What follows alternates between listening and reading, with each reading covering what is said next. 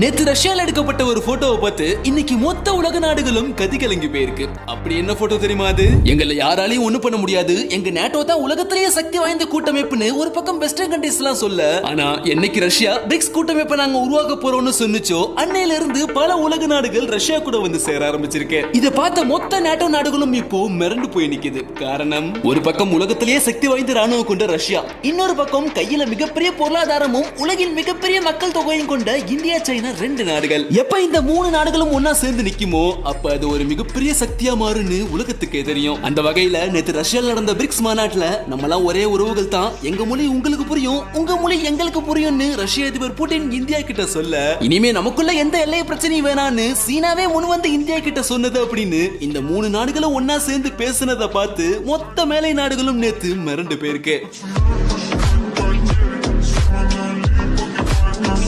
நேத்து